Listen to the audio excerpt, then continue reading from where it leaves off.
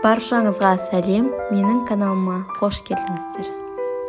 Көріп тұрғандарыңыздай біз бүгін сіздермен сұранысқа ие шайлардың бірін дайындайтын боламыз. Ең алдымен жемістерімізді турап аламыз. Оған лимон, мята және де апельсин.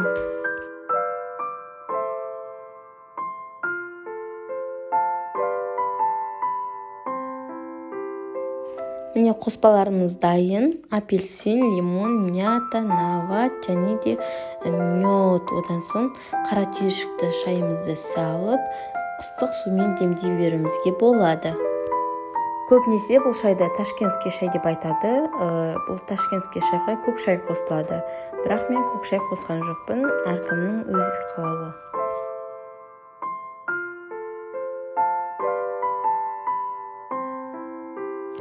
Бұл шай қазіргі таңда өте сұранысқа ие шайлардың бірі. Сізге де жасап демдеп көруге ұсынамын. Асыңыз дәмді болсын.